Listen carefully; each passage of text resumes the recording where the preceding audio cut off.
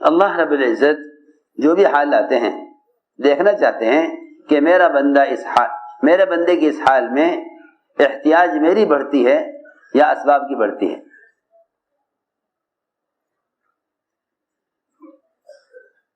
جن گناہوں کی وجہ سے وبائیں آتی ہیں لوگ ان گناہوں سے احتیاط نہیں کرتے، حالانکہ وباؤں کے آنے کا موقع گناہوں سے احتیاط کا ہے نہ کہ اعمال سے احتیاط کا. لو جی، وباؤں کے آنے کا موقع گناہوں سے احتیاط کا ہے. یہ جتنے بھی ڈاکٹر ہیں یہ کسی وبا کے آنے پر یوں نہیں سوچتے کہ اللہ کا کون سا امر ٹوٹا ہے، اللہ کا کون سا حکم ٹوٹا ہے جس کی وجہ سے بیماری آئی ہے. کیونکہ یہ بیچارے اپنی بے ایمانی کی وجہ سے ہر آنے والے حال کو کسی نہ کسی سبب سے جوڑ دیتے ہیں. ہر آنے والے حال کو کسی سبب سے جوڑ دیتے ہیں. یہ اپنی بے ایمانی کی وجہ سے، اور کمزور عقیدے کے مسلمان وہ ایسے بے ایمانوں کی باتوں کی طرف چل پڑتے ہیں کہ بھئی یہ تو ڈاکٹر ہی بتائے گا. ارے کیوں بتائے گا ڈاکٹر؟ کیوں بتائے گا ڈاکٹر کہ میں عمل کروں یا نہ کروں؟ اس عمل کا ڈاکٹر سے کیا تعلق ہے؟ سوچنے کی بات ہے. کمزور ایمان والے ایسے بے ایمانوں کے پیچھے چل دیتے ہیں یہ سوچ کر کہ بھئی اس میں جو بھی جیسا بھی ڈاکٹر کہیں گے ہم ایسا کر لیں گے، چاہے وہ حکام ہوں یا وہ امت کے مقتدی یا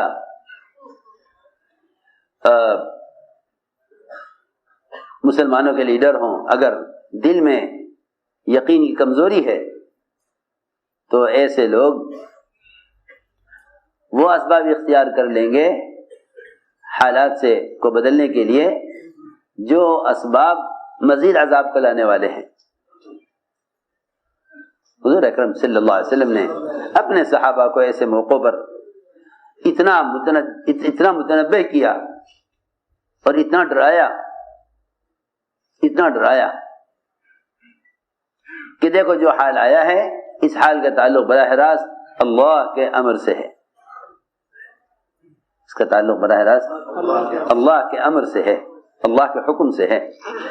کائنات کسی شکل سے کسی حال کے آنے کا کوئی تعلق نہیں ہے. میں نے عرض کیا ایڈز کی بیماری معاشرے کا حکم ٹوٹنے سے آتی ہے. اس سے معاشرے کا حکم ٹوٹنے سے آتی ہے. یہ تو جسمانی بیماری ہوئی. اگر زلزلہ آ جائے زمین میں تو سائنسداں سمجھائیں گے کہ زمینوں کا حساب یہ ہوتا ہے جب یہ اس طرح ہوگا تو پھر یہ اس طرح زمین میں جھٹکا آ جائے گا. انہیں اس بات کا تصور بھی نہیں ہے کہ زلزلے زنا سے آتے ہیں. زلزلے زنا سے کوئی کالج کوئی اسکول نہیں ملے گا دنیا میں جہاں یہ پڑھایا جاتا ہو وہاں کے بچوں کو کہ اے بچوں زلزلہ جو آتا ہے زنا سے آتا ہے. کبھی بھی نہیں. وہ جانتے ہی نہیں اس کو، کوئی اس کو جانتے ہی نہیں. جو زلزلہ یعنی سینکڑوں ہزاروں لاکھوں لوگوں کی ایک منٹ میں موت لے لے، ان کی جان لے لے، جب ان کے پاس اس زلزلے کے آنے کے سبب کا علم نہیں تو بیماریوں کے آنے کے علم کیا بیماریوں کے آنے کا اسباب کا کیا علم ہوگا؟ سوچو میں کیا کہہ رہا. جب ان کے پاس زلزلے کے آنے کا اسباب کا علم نہیں ہے. سوچو وہ جو زلزلہ اگر چند سیکنڈ کا آ جائے وہ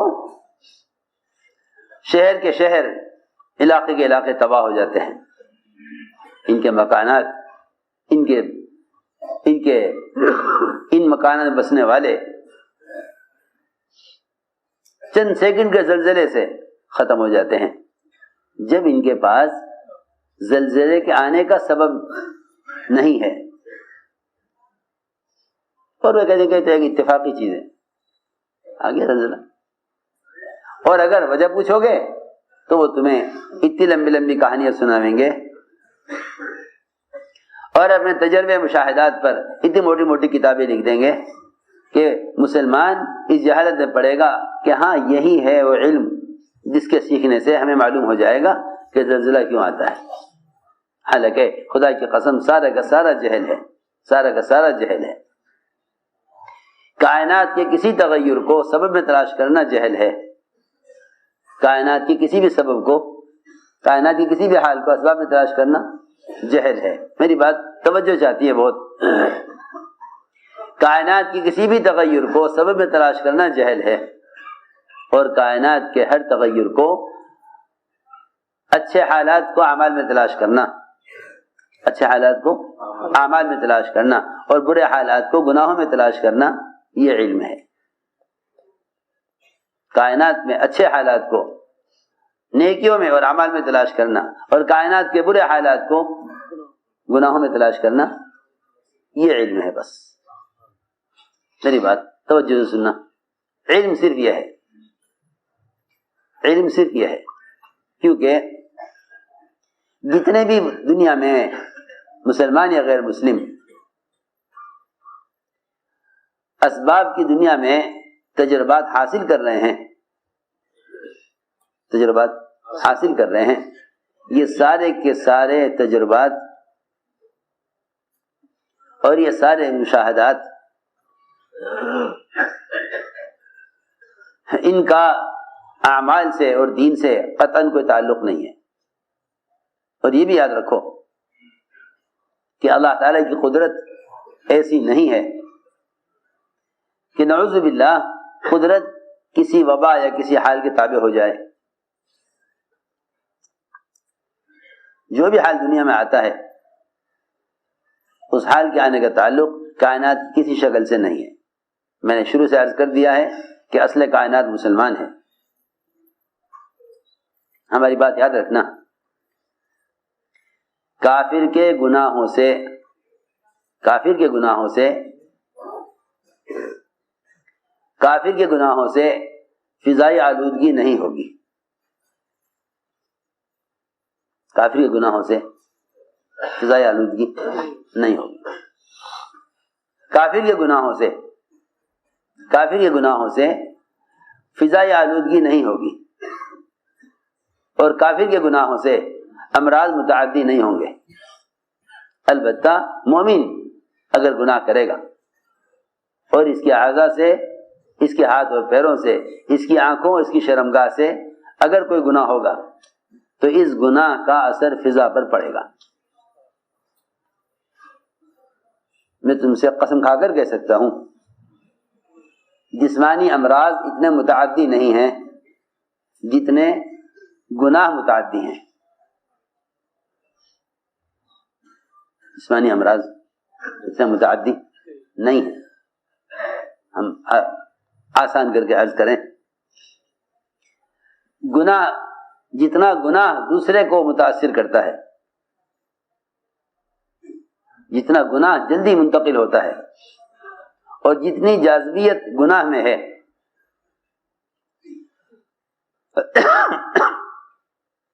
جتنی جاذبیت گناہوں میں ہے اور جتنا ایک دوسرے سے آدمی گناہ کا اثر لیتا ہے اتنا امراض کا اثر نہیں لیتا. یہ کہنا کہ آپس میں ملنے سے بیماری منتقل ہو جائے گی، بیماری اتنی منتقل نہیں ہوتی ہے ایک سے دوسرے میں جتنا گناہ اور گناہوں کی نحوست. یہاں تو کہتے ہیں بھائی ایک آدمی بیمار ہے اس کو اس کے اپنے گھر میں رکھو، اس کے اپنے گھر میں رکھو، برابر کے گھر والے پر بھی اس کا اثر نہیں آئے گا. میری بات ذرا توجہ چاہتی ہے. بیمار کو کہاں رکھو؟ اسے گھر میں رکھو، گھر میں بھی ایک کمرے میں رکھو تاکہ دوسرے کمرے میں اثر نہ پہنچے. سنو، حالانکہ ایک بے نمازی کی نحوست 40 گھروں تک جاتی ہے.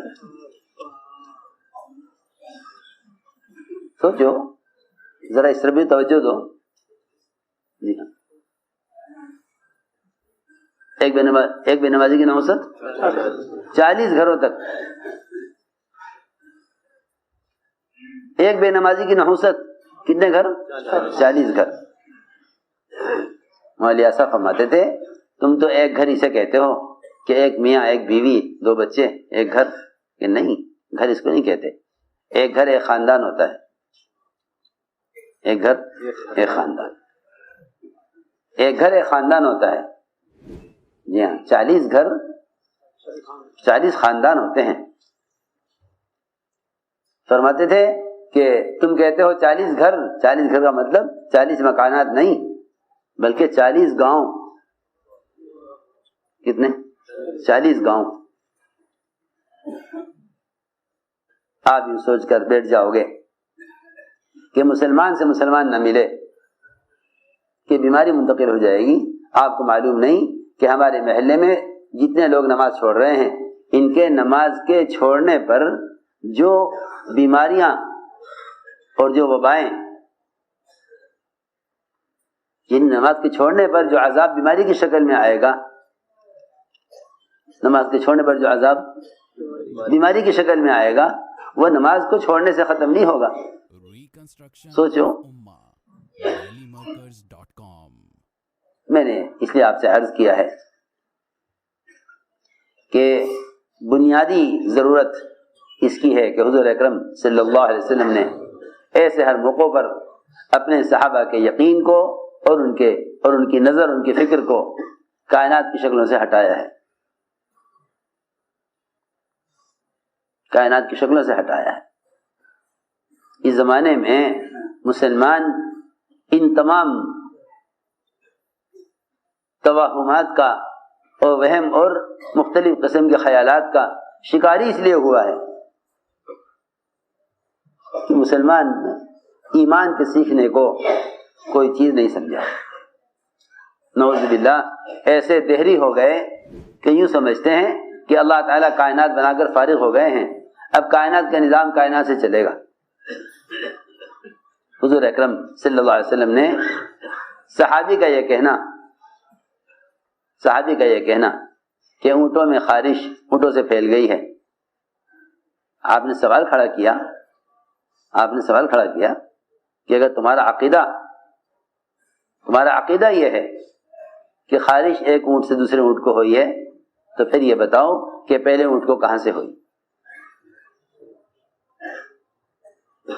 خارش ایک اونٹ سے دوسرے کو ہوئی، پہلے کو کہاں سے ہوئی؟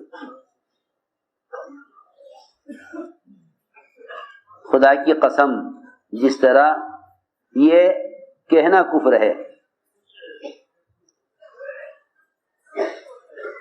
کہ ایک کو ہو گئی تھی سب کو ہو گئی، یہ کہنا بھی غلط ہے کہ خارش خود بخود ہو گئی. یہ کہنا بھی، جی ہاں، 100 اونٹوں کو ہوئی، ایک اونٹ کو ہوئی. ان دونوں کی شکلوں کو براہ راست اللہ کی طرف منسوب کرنا ایمان ہے. ان دونوں کو براہ راست، میری بات سمجھ آ رہی؟ ان دونوں کو براہ راست اللہ کی طرف منسوب کرنا ایمان ہے اور فرض ہے. ایک اونٹ کو خارش ہو یا 100 اونٹ کو خارش ہو، ان کو براہ راست اللہ کی طرف منسوب کرنا فرض ہے. یہی ایمان ہے. یہ نہیں کہہ سکتے کہ ایک اونٹ کو تو اللہ کے حکم سے ہوئی، باقی اونٹوں کو اس اونٹ سے ہو گئی، میں نہیں کہتا کہ آپ خارشی اونٹ کو لپٹ جائیں، چمٹ جائیں اور اس کے اوپر بیٹھ جائیں. ٹھیک ہے، احتیاطی تدابیر اپنی جگہ ہیں، لیکن یہ کہنا کہ یہ بیماری ایک کو ہو گئی ہے اب سب کو ہوگی، بس اللہ کے ساتھ بدگمان ہو جانا ہے. اللہ تعالیٰ ایسے موقع پر بندوں کے ایمان کے امتحان لیتے ہیں کہ ان کا خیال اس بیماری سے بیماری کے آنے کا ہے یا میرے امر سے بیماری کے آنے کا ہے. اگر بیماری سے بیماری کے آنے کا ہے تو پھر خالق کو آپ نے ایک طرف کر دیا اور آپ نے مخلوق کا خوف خود بھی پیدا کر لیا، دوسرے کے دل میں مخلوق کا خوف پیدا کر دیا. اور یاد رکھو کہ مخلوق کا خوف یہ اللہ کے اور بندے کے درمیان رکاوٹ بن جاتا ہے. مخلوق کا خوف اللہ کے بندے کے درمیان رکاوٹ بن جاتا ہے. جی ہاں, مخلوق کا خوف خالق کی طرف چلنے ہی نہیں دیتا. مخلوق کا خوف خالق کی طرف چلنے ہی نہیں دیتا. حضور اکرم صلی اللہ علیہ وسلم نے سب سے پہلے یہ عقیدہ درست کیا, سوال کھڑا کیا کہ بتاؤ خارش کیسے ہوئی اونٹوں کو؟